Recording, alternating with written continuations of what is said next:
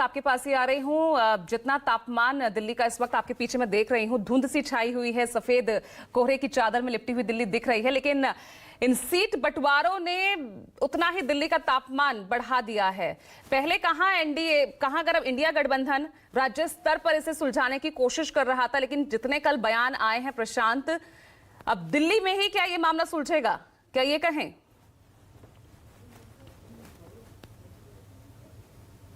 देखिए पूजा, ऐसा कि आपने धुंध की बात कही, तो जो इंडिया गठबंधन में जो धुंध छाया हुआ है वो जल्दी से छट नहीं पा रहा, तस्वीर साफ नहीं हो पा रही है, वहाँ भी घना कोहरा छाया हुआ है।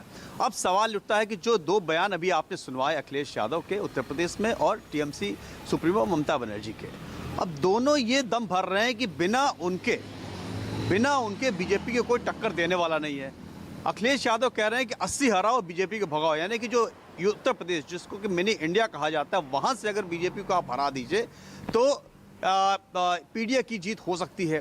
तो ये अपने अपने तरीके से दम भरना, अभी सीट से जिस चीज़ से आप टक्कर लेने जा रहे हैं उसकी तैयारी देखिए और अपनी तैयारी देखिए। तो कहीं ना कहीं ऐसा लगता है कि इंडिया गठबंधन में अभी जो सीट शेयरिंग फार्मूला जब तक अभी तय नहीं हुआ, कब तय होगा, और समय धीरे धीरे निकलता चला जा रहा है।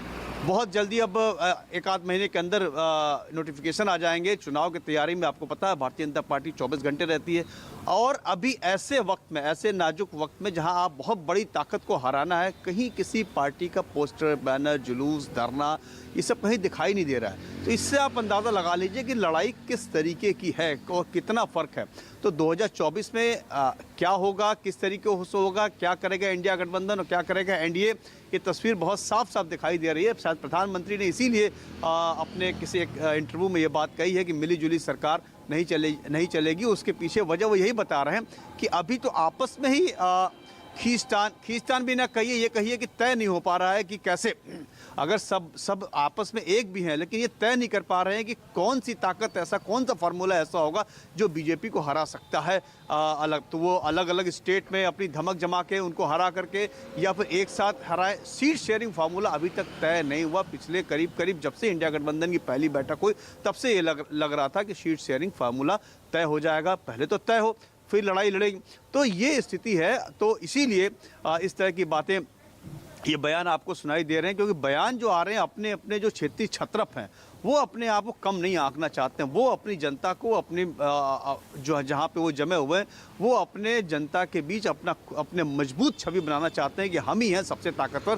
तो ऐसी स्थिति में किस तरीके से इंडिया गठबंधन प्रधानमंत्री मोदी को, या यूँ कहिए कि एनडीए को चुनौती देगा, ये अभी बड़ा सवाल है। बहरहाल चुनाव में, राजनीति में कभी भी कुछ भी हो सकता है, ये कहा नहीं जा सकता, लेकिन अभी जो स्थिति दिख रही है उसके हिसाब से तो यही कह सकते हैं कि फिलहाल पलड़ा जो है एनडीए का ही भारी दिखाई दे रहा है, जिस हिसाब से तैयारी है। क्योंकि अभी तो पहले तय करना है, पहले तय होगा फिर ये मैदान में कूदेंगे, लड़ाई लड़ेंगे, जनता के बीच में जाएंगे।